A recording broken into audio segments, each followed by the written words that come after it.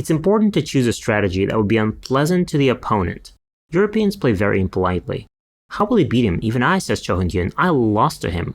I haven't had other wins of this caliber. You started playing together with Vasya, right? Vasya became first dan and you remained 5Q, so you're an idiot. Real stick, real punishments.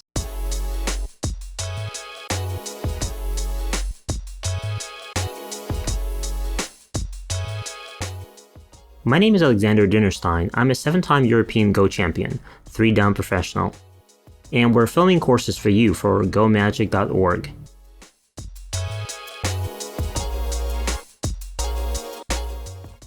First dan, the first professional dan, is the very first stage of mastery. Although in Asian countries there is no such rule that the first dan necessarily plays worse than the 9th. For a long time in Korea, there was a special tournament in order to advance in the dan ladder. It was necessary to take part in it. The tournament didn't have cash prizes, so there were people who remained first dans for a long time, dozens of years while beating 5 dans and 9 dans, and they felt absolutely fine about that, and they proudly called themselves the strongest first dans in Go history. In Korea, the game of Go is the #1 board game. There is not even a single chess grandmaster in Korea. Chess is not popular there. Not sure if Koreans even know about checkers. But there's a Go club on every street. There's a whole channel on television which shows only Go-related programs 24/7. In Korea, it's a culture. It's a part of Korean culture. In Korea and Japan, there's a tradition that a teacher plays with a student only twice. The first time when entering school, and the second time it's a demonstration game after the student receives the first professional dan. That is, there's no such thing that we have in Russia, that you have a lesson, you play with a teacher. I have students with whom I played maybe hundreds, thousands of games. This is not the Korean approach. In Korea, a teacher watches the discipline in the club and sometimes reviews the students' games. What is discipline? So for example, we've had cases when you sit and play a club game, your opponent disappears for a while. He just leaves. There were no cell phones then, and the children would just run away to the arcade hall during the game. And as soon as he returns, the investigation begins, interviewing witnesses. Where have you been? Where have you been? And he's trying to prove that he went to drink some water, or he went to the toilet. Witnesses were questioned, who saw him, who didn't, and if it turns out that he did go out somewhere to play computer games, then real stick was used, real punishment. In Korea, all this is very well used. Nobody calls the parents, you just get punished. If not with a stick, then they give you large cups to hold over your head. You know, it's very hard. You hold the cups or books for 5 minutes and then you want to become an absolutely diligent student and never do mischief again after this kind of torture. I've played in different Korean clubs, including the strongest Korean clubs. I had teammates who later reached the level of 9-dan professional and won world championships. I mean, I played on the same level with them once before. I even beat some of them. I recall such cases with pride. I think I went through the most ideal training that could be done at that time.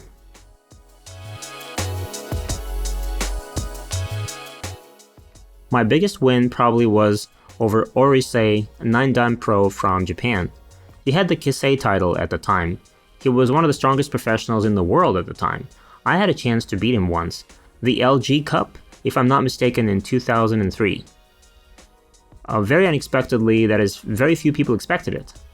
I remember even Cho Hyun-kyun walked by and watched my game, and my teacher in Korea, Chun Punjo 9-dan, was also watching it in the hope that I had some chance. Cho Hyun-kyun walked by thinking, how can he beat him? Even I myself, I lost to him. What kind of chance can he possibly have? But I won after all. No one expected this. It was a big sensation, of course. Unfortunately, I haven't had other wins of this caliber since then, but that's something to remember anyway. It will probably be too late to become a professional, but to reach the level of 5 or 6 dan, why not? It's generally believed that if someone can reach the level of the first amateur dan in a year, then this is a phenomenal progress. In my experience, only probably one person in 1,000 can do this. If you started playing at 15, and at the age of 16 you reached first amateur dan, then this is a huge progress and you have every chance of reaching 5 or 6 dan. Age is not so important. The main thing is how much time you will devote to the game, the amount of talent you have, and your reading ability, of course.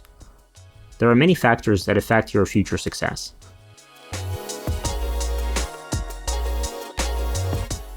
I think yes. And if we take Korea for example, then the record for Korea is 35 years.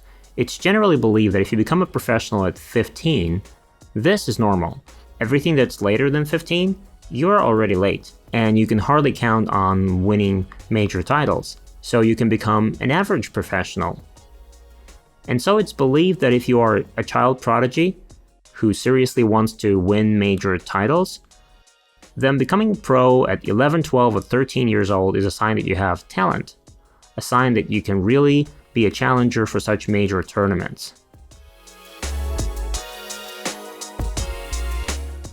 Well, of course, in Asian countries there are big tournaments. There are important tournaments, strong rivals with whom it's very difficult and interesting to play, but from the point of view of making the game popular, everyone already knows the game of Go there. But in Russia, people learn and discover something new, and it's very interesting to see how they start playing Go, how they get interested.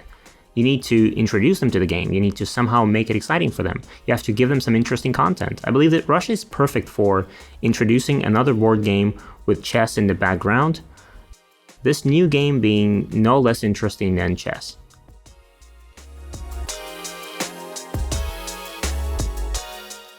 In Kazan, in the very center of the city, we have a palace of chess, checkers, and Go.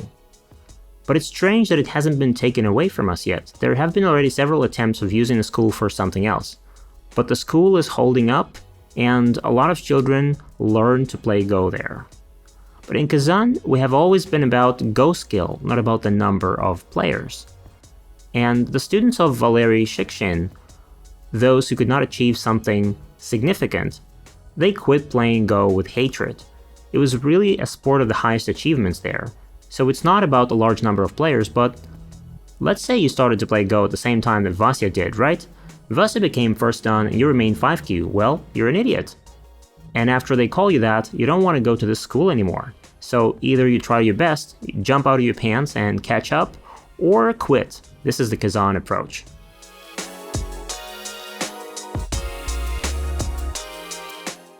Personally, I am more comfortable playing white. Why?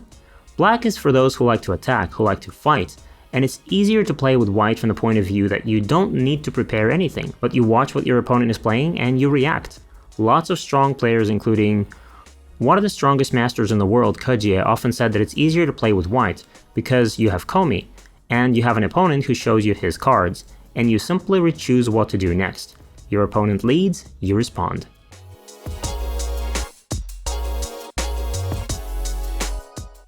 Well, for example, about my own style, I play territorial Go, but I try to adapt to my opponent. I try to choose such a strategy that is unpleasant for my opponent. For example, if one particular player likes to attack, I will play against him as carefully as possible. If another opponent loves territory, I will try to take more points. And you? Everyone plays as they're used to. Everyone plays in their own style, there's nothing wrong with that. So you can play for territory, for influence, or whichever way you like. The main thing is that the game gives you pleasure.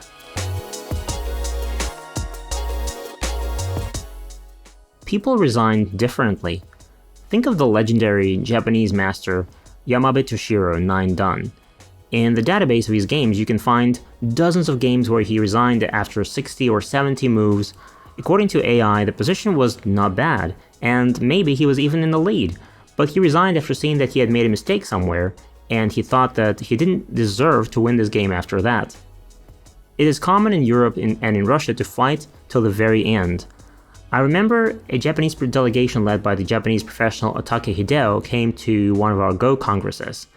And Otake Hideo said then that Europeans play impolitely, that they don't resign and wait for the last mistake there. Maybe even at the stage of filling neutral liberties, they still hope for something, but a Japanese player, realizing that he lost, says thank you, arigato, and let's review the game.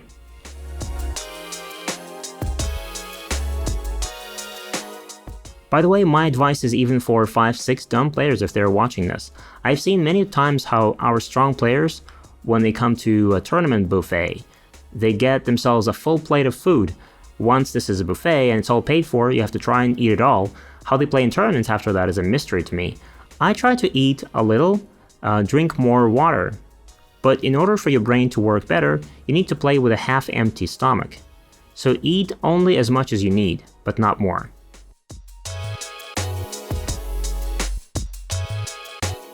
In general, with strong computers all around us, I hate it of course that we have completely lost an entire layer of standard variations, standard joseki. I had thick Japanese books at home, many volumes. There are tens of thousands of joseki that I studied. I remember them. I remember those professionals who played them. And you start to run these moves through AI and the program says, this is nonsense, that is nonsense, forget this one, don't play that. And you learned them for years, you studied them, and you want to somehow erase that from memory. But whereas in the computer it's erased with one click of a button, in Go all that is preserved. And you look at a position and you know that the book recommends playing here, and the program will criticize it. So you sit there and think what to choose. And sometimes it's very difficult to make a choice, realizing that it's been played like this for hundreds of years, and there are professionals you respect, whose games you watched and appreciated, but you know that the program will criticize this move. And it's very often difficult to make the right choice. I often can't force myself to play as the program suggests. I mean, I know which move it will consider the best, but I play differently. So I try not to completely copy these computer strategies for myself. I often play as I used to before.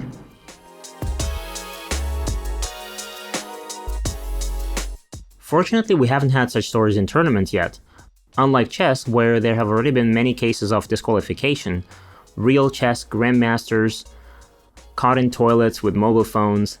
In Go, in order to win, you have to regularly check with the AI. Checking once is not going to help you much. And we now have cheaters only on the internet. If you play on Go servers, then you've probably played against them. How to counter? It's not clear. Blacklist them, don't play with them? If it happens in tournaments, then try to participate only in tournaments where games are played through a video call on Skype. When you see your opponent, of course they may have some kind of micro earphone, but this is a lot of extra trouble. He needs an assistant to cheat this way. And if the camera is off, then what prevents them from starting an AI on the same screen and consulting the program every now and again? So I think that there are many such cases, and I would recommend everyone to play live more often. We have resumed tournaments after the pandemic, and in all major cities, such as Moscow, St. Petersburg, almost every week some tournaments are held. You can take part in them and test your strength.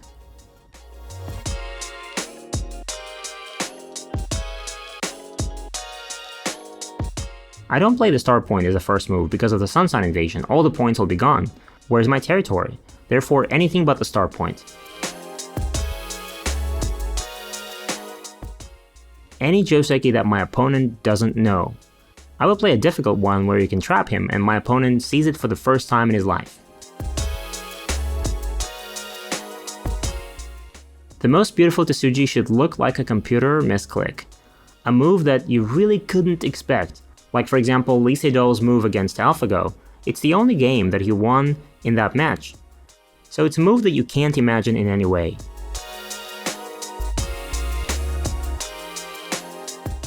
My main recommendation is to find one of the masters, I mean not the AI, but to find a master whose style you like, and try to purposefully review his games. For example, you like to attack, right? Take Kata Masao's games, look through them. You can probably find 1,000 games. Spend some time and try to play like your favorite Go master. I think it can really help you get stronger.